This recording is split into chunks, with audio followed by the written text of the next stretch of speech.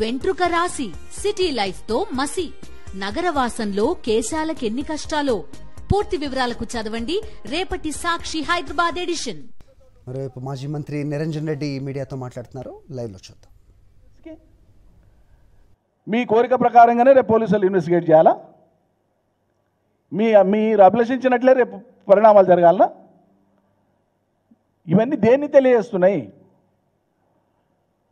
మీకు మేము మళ్ళీ నొక్కి చెప్తా ఉన్నాం, ఇది సాక్షాత్తు స్థానిక శాసనసభ్యుడిగా ఎన్నికై ముఖ్యమంత్రిగా ఉండేటువంటి రేవంత్ రెడ్డి గారి యొక్క రెండు వ్యూహాత్మక తప్పిదాలు.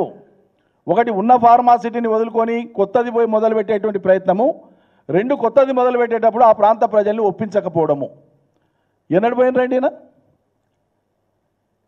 ముఖ్యమంత్రి అయితే ఒక శాసనంలాగా ఇక్కడ మాట మాట్లాడితే ప్రజలు అక్కడ ఉండేటువంటి వాళ్ళంతా లైనప్ అయ్యి ఇక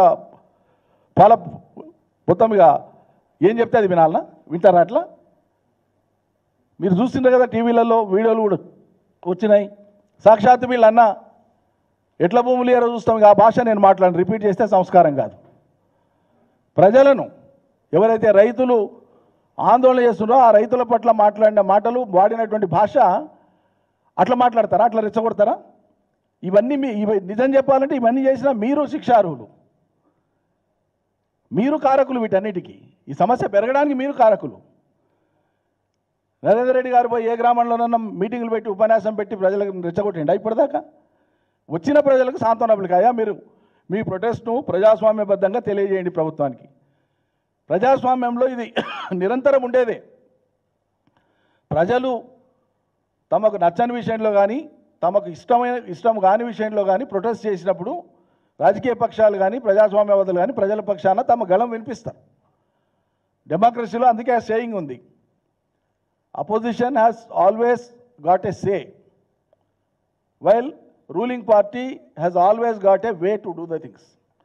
ఒకరికి నిరంతరం మాట్లాడే స్వేచ్ఛ ఉంది, అభిప్రాయం చెప్పే స్వేచ్ఛ ఉంది.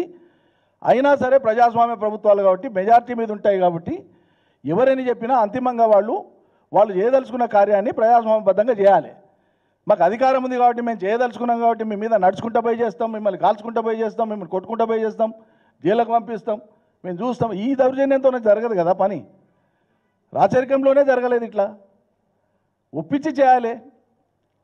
మేమందరం కూడా ప్రాజెక్టులు కట్టినప్పుడు మేమందరం కూడా ఇక్కడ ఉండేటువంటి మాజీ మంత్రివర్యులందరూ కూడా మా శాసనసభ్యుల సహకారం తీసుకొని, స్థానిక ప్రజల సహకారం తీసుకొని ఒక్క రిజర్వాయర్ కట్టేటువంటి చోటికి ఒక్కొక్కరం 60-70 సార్లు విజిట్ చేసి ప్రజలకు అవసరమైన కాడ దండాలు పెట్టిన మొంగి, అయ్యా ఇది మీ భవిష్యత్తు కోసం అర్థం చేసుకోండి అని.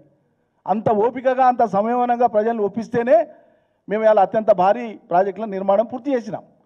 మీకు ఆ ఓపిక ఉండాలి కదా, ఆ ప్రయత్నం చేయాలి కదా. మీలాగా మేము అడ్డం పడలేదే, 190 కేసులు వేయలేదే పాలమూరు రంగారెడ్డి మీద, కాళేశ్వరం మీద. మీలాగా భూసేకరణ జరిగే ప్రతి చోటుకు పోయి రైతులను రెచ్చగొట్టి ఆ రోజులల్లా మేము 5-6 లక్షలు ఇచ్చేటువంటి రోజులల్లా 20 లక్షలు అడగండి, 30 లక్షలు అడగండి అని రెచ్చగొట్టలేదు కదా. ఎక్కడ రెచ్చగొట్టినామా? ఏ ప్రభుత్వం అయినా ప్రభుత్వం ప్రజలది, ప్రజల కోసం పనిచేయాలని అభిలషిస్తాం. కానీ మీరు చేసే పని ప్రజల కోసం కాదు, అది ప్రజలే